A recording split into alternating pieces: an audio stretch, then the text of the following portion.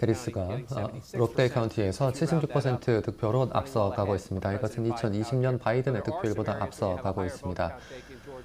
그래서 조지아 주 예선은 많은 카운티에서 해리스가 바이든에 비해서 앞서가는 곳도 있고 4년 전에 비해서 모자라는 곳도 있습니다.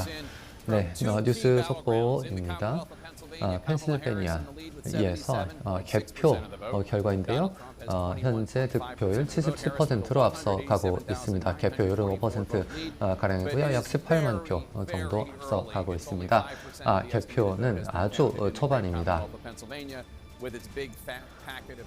선거인단이 많은 수가 걸려있는 주이죠. 그리고 경합주인 미시건 카멀라 해리스가 76.7% 득표로 앞서가고 있습니다. 트럼프는 22.1%입니다. 해리스가 6만 2천 표가량 앞서가고 있습니다. 역시 아주 개표 초반입니다.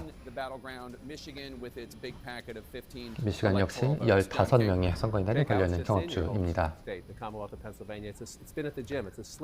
네, 이제 사실 펜실베니아 주에 이제 걸려있는 선거인단 자체는 그렇게 큰 규모는 아닙니다만 중요한 경합주이기는 하죠. 필라델피아 카운티의 개표 결과입니다. 해리스가 87% 득표로 앞서가고 있습니다. 이 수치는 대단히 압승이라고 할 수 있는데요. 2020년에 바이든의 결과와 비교를 해보도록 하겠습니다. 4년 전에는 바이든이 81.4% 득표를 했죠.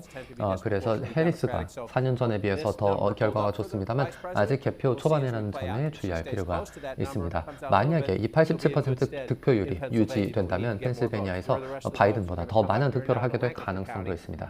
랭커스터 카운티로 넘어가 보겠습니다. 이 카운티는 현재 해리스가 앞서가고 있는데요. 여전히 개표 극초반이고요. 4년 전 같은 경우에는 트럼프가 압승을 했던 그런 카운티입니다. 약 57%를 득표했었죠.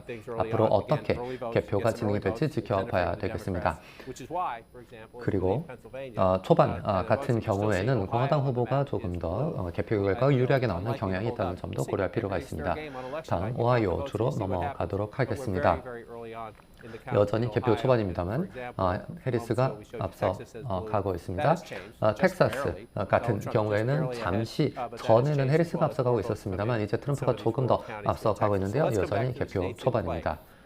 네, 그러면 경합주 조지아로 다시 돌아가겠습니다. 현재 트럼프가 56% 득표로 앞서가고 있습니다. 네, 이 공화당 카운티가 대단히 많이 표시가 되고 있는데요. 이것은 이제 농촌 지역으로 트럼프의 지지세가 강하죠. 민주당 같은 경우에는 도시 그리고 교외 지역에서 득표율이 높게 나오고 있습니다. 윌콕스 카운티 같은 경우는 트럼프 지지율이 77%가량 나오는데요. 하지만 절대적인 수치 자체는 그렇게 크지 않습니다. 지금 보시는 이 카운티들이 더 많은 표가 걸려 있습니다. 159개의 카운티가 조지아주에 있는데요. 민주당이 승리를 하기 위해서는 인구가 많이 걸려있는 대도시와 교외에서 승리를 거둬야만 합니다. 자, 예를 들어서 잭슨 카운티 같은 경우에는 트럼프가 78% 득표를 하고 있습니다. 하지만 인구가 그렇게 많지는 않습니다. 4년 전에도 똑같은 득표율을 거의 똑같은 득표율을 보이고 있죠. 또 홀 카운티를 한번 볼까요? 4만 9천 명의 득표를 이제 트럼프가 받고 있습니다.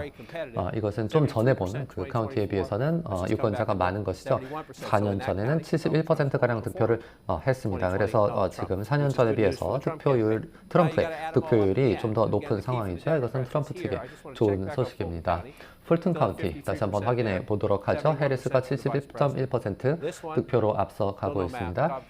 컵 카운티 같은 경우 트럼프가 앞서가고 있는데요. 만약에 이 수치가 유지된다면 조지아주를 트럼프가 가져가겠죠. 하지만 아직 예측하기는 이릅니다. 더글라스 카운티 같은 경우 해리스가 앞서가고 있는데요. 이것은 해리스 측에서 좋은 소식으로 받아들이고 있습니다. 개표율이 76%로 높은 편인데요. 득표율은 66%에 가깝습니다. 4년 전에 바이든 득표율은 62% 정도였기 때문에 올해 결과가 더 좋은 것이죠. 그리고 바이든의 4년 전 성적과 이제 비교를 했을 때 해리스가 조금 더 좋은 결과다라고 이야기할 수 있습니다. 그래서 만약에 다른 카운티에서 비슷한 결과가 나오게 된다면 전체적으로는 더 좋은 결과가 나올 수도 있겠죠. 네, 그러면은 노스캐롤라이나의 개표율은 지금 9% 전동인데요. 계속 개표 진행하도록 하겠습니다. 네, 그러면 새로운 미국 상원의원 투표 결과 예측으로 가보도록 하겠습니다. 네, 지금 현재 집권 당에서 다 후보들이 우세를 보이고 있습니다. 공화당의 스콧 후보가 이전 민주당 상원 의원에 비해서 우세를 보이고 있습니다. 그러면서 테네시에서는 처음으로 여성 후보들이 나섰습니다. 제2선 당선을 앞두고 있는 지금 후보를 보셨고요. 그리고 인디애나에서는 역시 공화당 후보가 민주당 후보인 그 임상 그 정신건강 의사를 어느 정도 격차를 두고서 승리할 것이 예상이 되고 있습니다. 그리고 매사추세츠를 보시면요, 지금 현 민주당 상원 의원이 수성할 것으로 보입니다. 그리고 그 패배가 예상되는 사람은 존 디튼 후보가 되겠습니다. 그리고 네, 현지에서 CNN 개표 방송도 보고 오셨는데요. 지금 미국 일부 지역에서 대선 개표가 진행되는 가운데 출구조사 결과도 속속 공개됐습니다. 네, 미국 유권자들은 과연 어떤 선택을 했을지 김재천 서강대 국제대학원장과 함께 자세히 분석해 보겠습니다. 어서 오세요. 네, 안녕하세요. 저희가 현지 방송 연결해드리면서 속보로 전해드리긴 했는데 앤디 킴 의원이 그 한국계인데 미 상원 의원에 당선이 됐습니다. 이 소식부터 좀 짚어볼까요? 네, 뭐 연방 상원에 진출한다는 것은 정말 한국인으로서 그리고 재미 한국 교포들에게는 정말로 큰 쾌고 너무나 좋은 소식이고요. 뉴저지 상원 의원이 이제 되는 거잖아요. 뉴저지가 뭐 원래 민주당 성향이 굉장히 강하고. 그리고 상대방 후보가 조금 수준 미달이더라고요. 제가 보기에는 후보 토론회 과정에서 정말로 얼어붙어서 말을 못하는 어떤 그런 모습도 보이고요. 그리고 앤디 킴 의원이 하원 의원을 하면서 정말로 의정 활동을 잘 했습니다. 이제 이런 평가를 받은 거고, 앤디 킴 위상이 어느 정도냐면은 지난번 민주당 전당대회에서 짧게나마 그래도 연설을 했습니다. 전당대회에서 연설을 한다는 건 결코 쉽지가 않거든요. 사실 오바마 전 대통령이 이렇게 전국적인 스타로 부상한 것도 전당대회에서 연설을 했기 때문이거든요.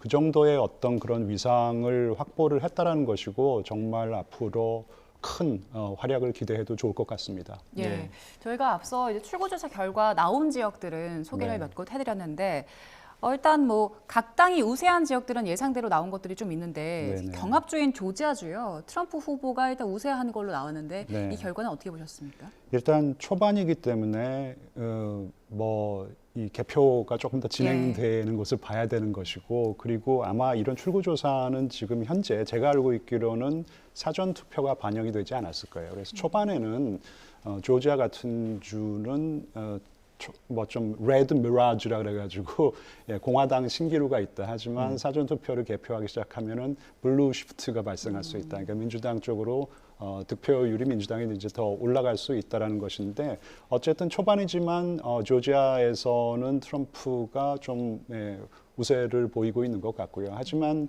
지금 이 출구조사인데 7개 경합주만 놓고 실시한 출구조사인데 이건 그냥 호감도 조사입니다. 그 호감도 조사에서는 해리스 후보가 4개 주에서 더 호감이 있다라는 어떤 4개 주에서 뭐 승리라는 표현을 일단 쓸게요. 승리했고, 트럼프 후보는 펜실베니아와 네바다에서 더 호감도가 높은 것으로 나왔고, 애리조나에서는 동률로 나왔어요. 그러니까 뭐 일단 호감도가 높다라는 것은 조금 뭐 호감도가 높은 후보에게 투표했을 이기 때문에 지금 이 7개 경합주로만 대상으로 하고 호감도 출구 조사를 한 거는 일단은 조금 해리스에게 유리하게 나왔다고 말씀드릴 수 있는데, 그 비율이 그렇게 크질 않아서 뭐 한 3%, 4% 차이기 때문에 이것은 정말 여론조사의 어떤 그런 이 신뢰도가 좀 떨어질 수 있다라는 것이거든요. 사실요. 뭐 히든 트럼프도 있고 히든 해리스도 있기 때문에 샤이 트럼프. 그래서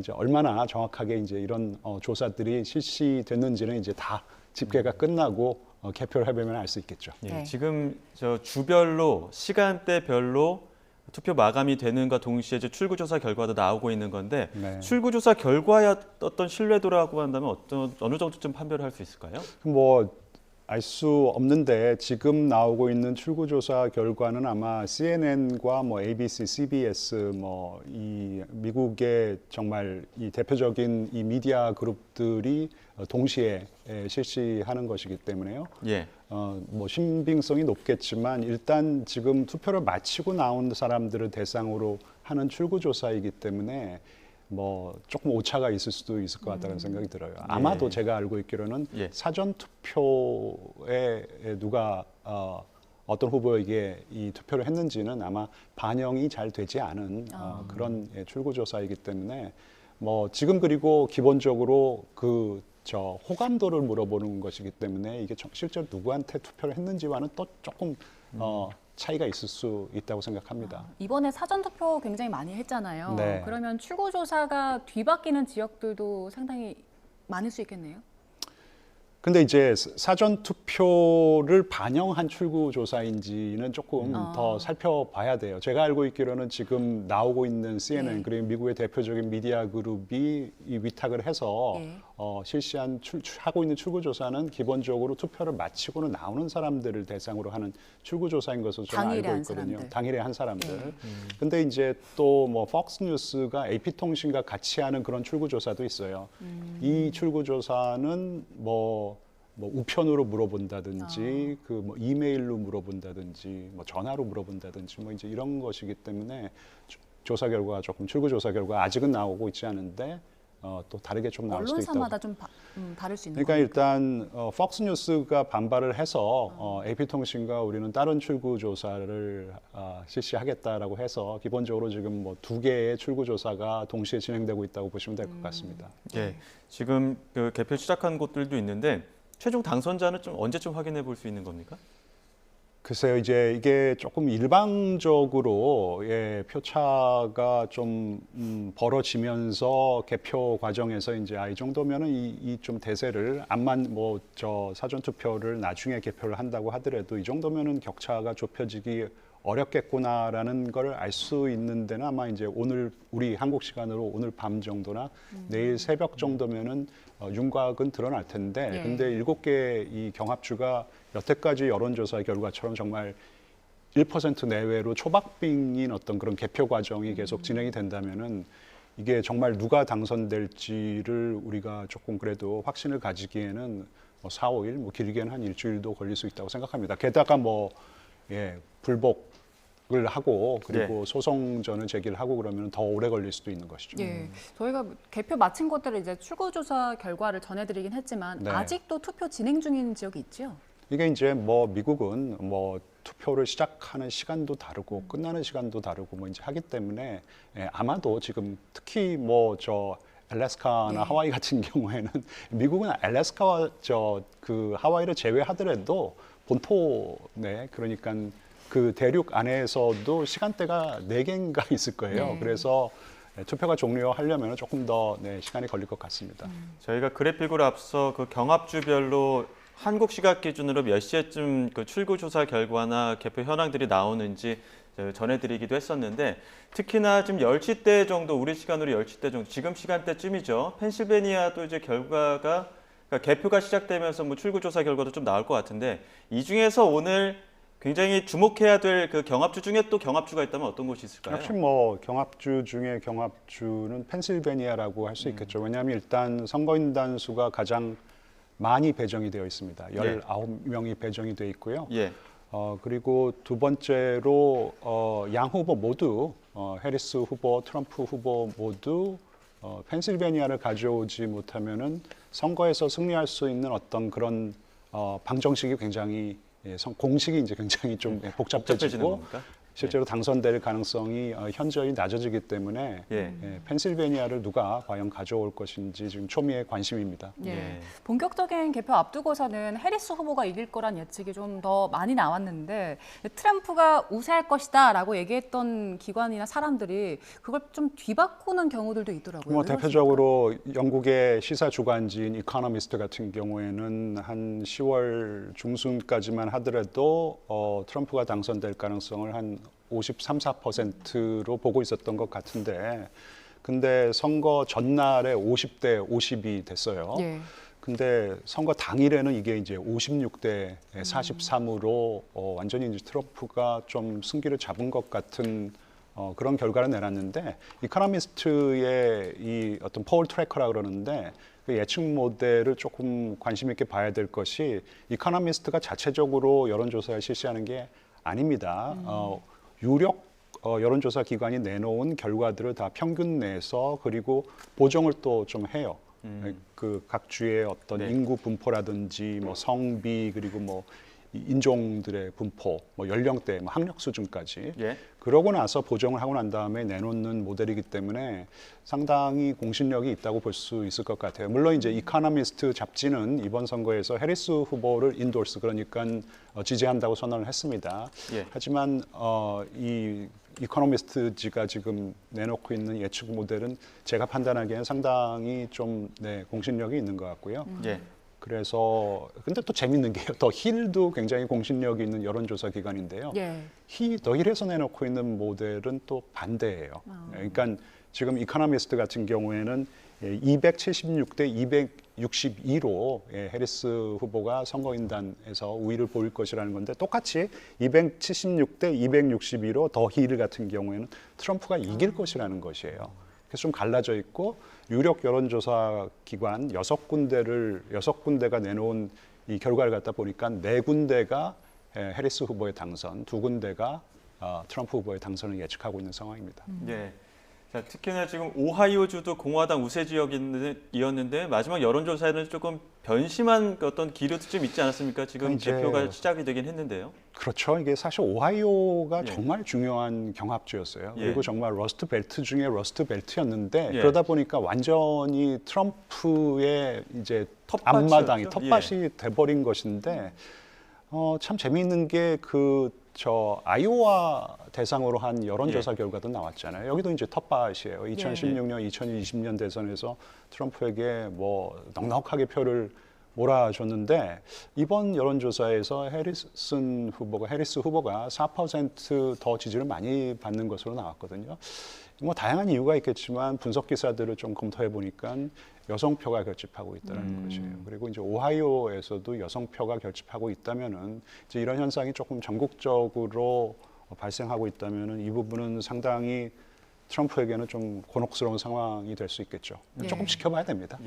이렇게 기관들마다 예측도 다 엇갈리고 이게 참 박빙이구나를 보여주고 있는데 뉴욕타임스 이런 보도했더라고요. 여론조사가 박빙이라고 해서 결과도 박빙은 아니다 이런 보도했는데 이건 왜 그런 겁니까? 일단 좀 밑자락을 깔아놓는 거가 아닐까 싶긴 한데 왜냐하면 2016년 그 뉴욕타임스까지 포함해서 내놓은 여론조사 결과와 너무나 큰 차이가 났잖아요. 그래서 뭐 모든 여론조사 기관이 힐러리 클린턴 후보의 당선을 예측했었는데 보기 좋게 참패를 합니다. 그러니까 참패라는 것은 그 여론조사 기관도 참패를 한 것이죠. 자기네들의 예측 모델이 다 틀렸으니까. 그래서 많이 보정을 했다고 해요. 많이 보정을 해서 2020년에는 정말 정확하게 맞출 수 있다 그랬는데 그때도 사실 뭐 바이든 후보가 당선은 됐지만 틀렸어요, 많이. 7개 경합주를 넉넉하게 바이든 후보가 승리할 거라 했는데 전혀 넉넉하게 승리하지 못했어요. 평균적으로 한 4% 정도 틀렸습니다. 3.5, 4% 정도. 그러니까 만약에 그때처럼 소위 말하는 히든 트럼프를 이번 여론조사 기관에서 포착을 하지 못했다면은 7개의 경합주가 지금 뭐 여론조사 결과에 의하면 1% 내외의 어떤 초박빙으로 나오는데 거기서 한 3%, 4%를 트럼프 후보가 더 많이 가져간다 그러면은 트럼프 후보가 싹쓸이를 할 수도 있는 것이고 그리고 히든 해리스 요즘 얘기를 하지 않습니까? 또 숨어있던 해리스 지지자들이 또 결집해가지고 투표장으로 간다면은 오히려 7개 경합주 모두 해리스 후보가 정말 약진을 하는 그런 결과가 나올 수 있기 때문에 여론조사 기관도 이번에는 자신만만해 하는데 약간은 이제 조금 이게 여론조사 결과와 다를 수 있다라고 얘기를 갖다가 하는 것 같아요. 지금의 개표 상황을 좀 읽어보겠습니다. 지금까지 봤을 때는 출구조사 결과도 그렇고 개표 현황을 봤을 때는 트럼프 후보가 승기를 잡은 곳이 조금 더 있습니다. 상대적으로 봤을 때, 지금 시간으로 기준으로 봤을 때. 앞서 교수님 말씀하신 것처럼 붉은 신기루라고 하죠. 조금 그 공화당이 우세하는 것 같다가 나중에 좀 사그라드는 그런 현상이 이번에도 반복이 될까요? 가능성이 없지는 않다고 생각합니다. 지금 뭐 트럼프 아까 방송을 보니까 영상에서 해리스 후보가 27명을 확보하고 트럼프 후보가 70명 정도 90명이군요. 90명 정도 확보한 것으로 나오는데 놀라운 것은 하나도 없어요. 왜냐하면은 지금 트럼프 후보가 뭐 거의 당선이 확실시되는 뭐 인디애나, 켄터키, 사우스캐롤라이나, 웨스트 버지니아, 플로리다, 뭐 무난히 이제 트럼프가 이길 거라고 예상이 됐던 지역이고요. 그리고 해리스 후보는 버몬트, 매사추세츠 그리고 메릴랜드까지 미시간에서도 지금 초반이지만 조금 격차를 벌리고 있는 것은 이게 이제 뭐 크게 놀라운 것은 아니거든요. 그러니까 지금 조금 개표가 빨리 진행되는 어떤 그런 주가 조금 친공화당 성향 지역인 것도 있고 그리고 이제 이 개표 초반에는 좀 공화당 표가 그러니까 당일 투표가 조금 더 많기 때문에 그래서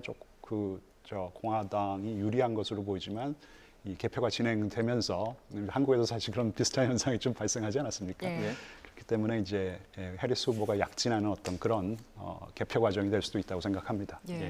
저희가 이제 이런 선거에 있을 때 투표율이 높냐 낮은가 이거에 따라서 뭐 유불리를 점치기도 하잖아요. 이번에는 그 투표율이 선거 결과에 영향을 미치겠습니까? 투표율도 그렇고 사전 투표율도 어느 정도는 영향을 미치겠죠. 투표율이 높거나 그리고 사전 투표율이 높거나 하면은 민주당 쪽에 유리하다라는 것이 뭐 검증된 가설이기도 합니다. 지난 2020년 선거에서 바이든 후보가 그래도 승리할 수 있었던 것이 사전 투표율이 역대 최고였어요. 70%. 투표한 사람 중에 70%가 사전 투표를 한 것이에요. 이제 이게 상당히 민주당에게 유리하게 작용을 했다라는 것인데 이번에도 아마 사전 투표율이 50%는 가뿐하게 넘을 것으로 좀 예상이 되고 있어요. 근데 좀 하나 주목해야 될 부분이 이제 미국에서도 사전 투표를 해보니까 좀 편하거든요. 그래서 이게 좀 어느 정도 제도가 정착화되다 보니까 이 민주당 지지 성향의 이 유권자들뿐만 아니라 공화당 지지 성향의 유권자들도 사전 투표에 많이 참여를 했고 그리고 이제 많이 독려를 또 했습니다. 공화당에서 트럼프 후보가 특히 노스캐롤라이나나 이 조지아 같은 경우에는 허리케인 피해 때문에 투표율이 낮을 수가 있는데 여기서 투표율이 낮으면 이제 자신한테 불리하다고 생각한 것이에요. 그래서 나도 사전 투표 할 테니까 근데 보니까 오늘 사전 투표 안 해 당일했더라고요. 보니까요. 나도 사전 투표를 할 테니까 당신들도 사전 투표 꼭 하시오 이제 그랬어요. 그렇기 때문에 지금 그래도 결과가 아니고 이제 물어보잖아요. 그러면 당신 사전 투표 했는데 당신 뭐 민주당 성향이냐, 뭐 공화당 성향이냐.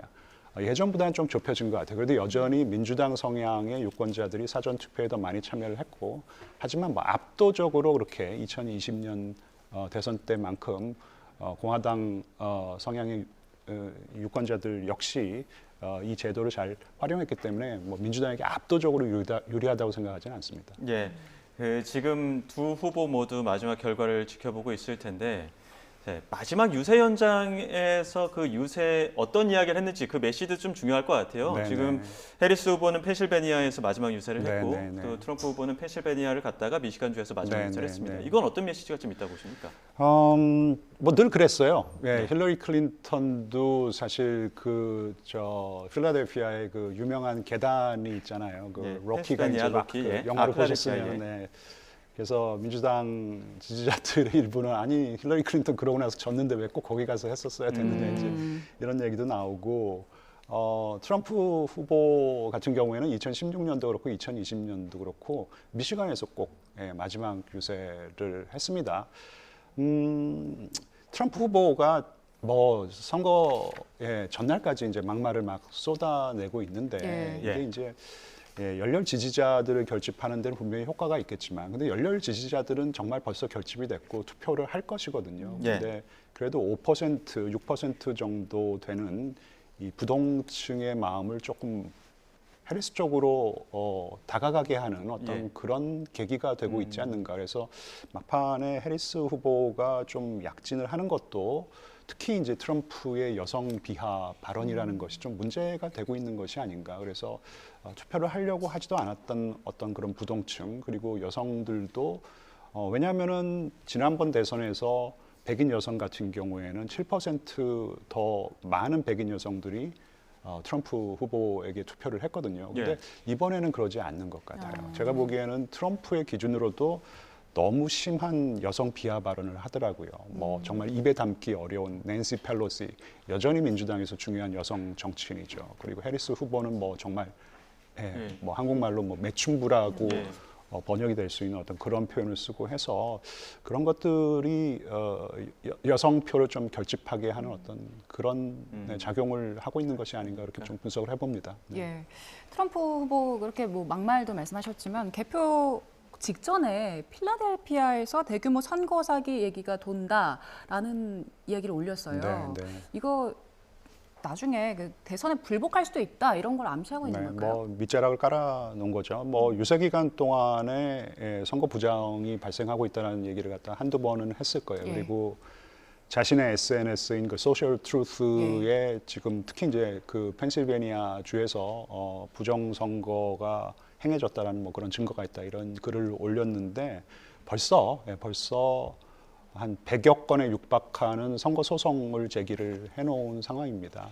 이 펜실베니아가 조금 선거제도를 재정비하지 못한 부분도 분명히 있는 것 같고요. 왜냐하면 지금 조지아나 노스캐롤라이나는 빠르게 개표가 진행되고 있는데 조지아, 노스캐롤라이나 그리고 위스콘신, 미시간 같은 경우에는 선거법을 재정비를 해가지고 나름 빠른 속도로 아마 개표가 진행이 될 것이에요. 근데 펜실베니아는 카운티별로도 너무나 다른 선거법을 사용하고 뭐 선거 명부 관리라든지 뭐 이 우편 투표의 기한 언제까지 뭐 우편 투표가 들어와야 되는 것인지 그리고 우편 투표에 뭔가 조금 잘못이 있으면은 투표한 사람을 찾아가 가지고 그거를 수정할 수 있게 하고 뭐 이제 이런 법도 있고 그런 것이에요. 그러니까 트럼프가 클레임을 걸 수 있는 여지가 좀 있는 것이죠. 그래서 펜실베니아가 아까도 말씀드렸지만 경합주 중에 경합주인데 이걸 가져와야 되는데 정말 지금 또 펜실베니아는 조금 약간 난리 났잖아요. 그 푸에토리칸 아메리칸 비하 발언 때문에 그 주에만 펜실베니아에만 푸에토리칸 아메리칸이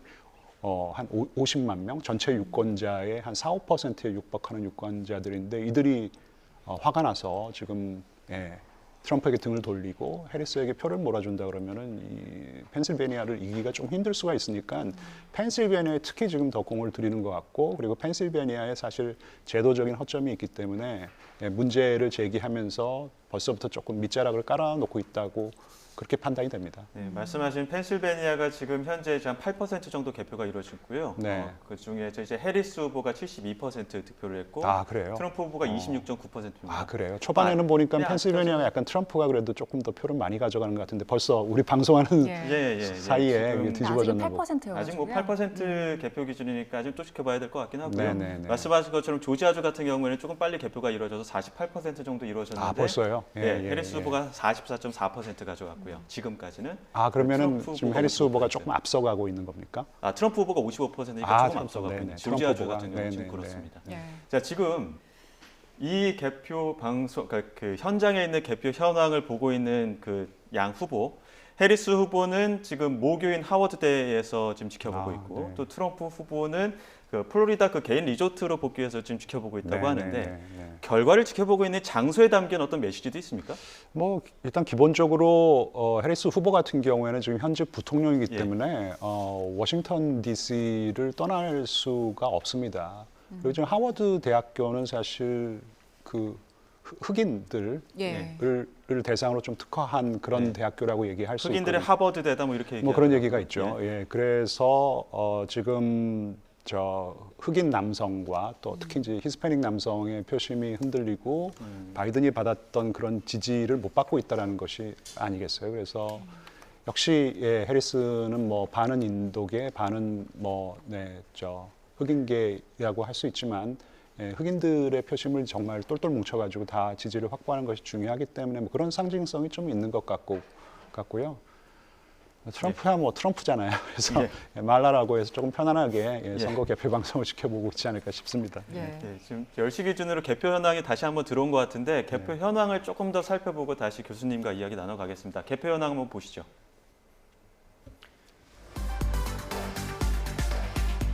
일단 먼저 선거인단 확보 현황입니다. 10시 기준이고요. 카멀라 해리스가 27명의 선거인단을 확보했고 도널드 트럼프 후보 105명의 선거인단을 확보했다는 지금 10시 기준의 현황 보고 계십니다.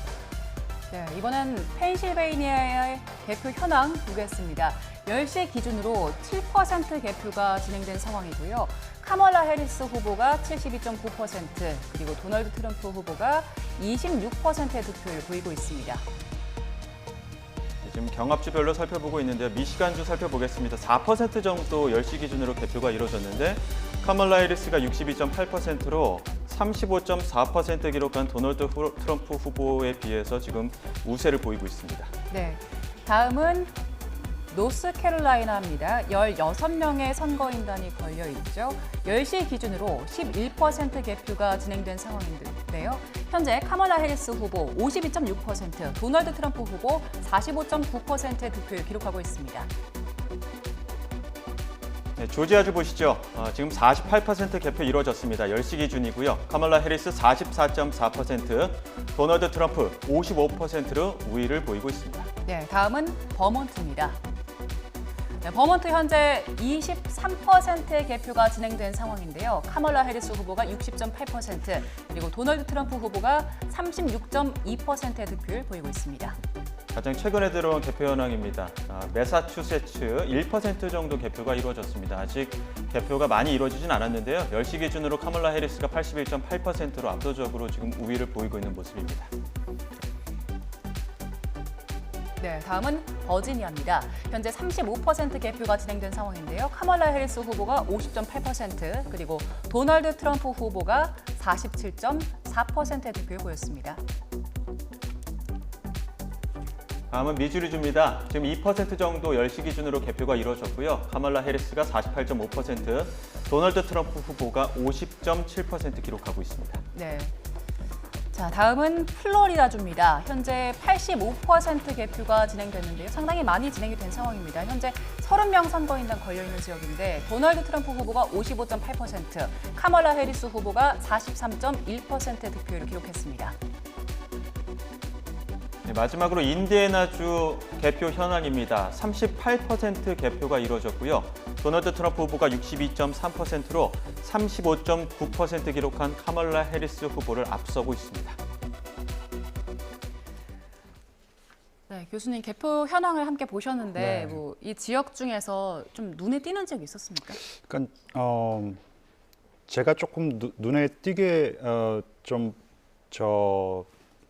그러니까 추세가 일단 지난번 개표 당시에는 조금 초반에 그래도 이 경합주에서 트럼프가 나름 약진하는 모습을 보였는데 지금은 해리스가 좀 선전을 하고 있는 것이 아닌가. 물론 이것도 이제 제가 이제 미국의 이 선거법이 어떻게 바뀌었는지는 정확히 모르겠지만 뭐 도시 지역의 투표를 먼저 집계를 하는지 아니면은 조금 농촌 지역의 교외에서 행해진 어떤 투표함을 먼저 열어보는지에 따라 다르겠지만은 나름대로 해리스가 경합주에서 정말 지금 뭐 초반이지만 좀 선전을 하고 있는 것이 아닌가.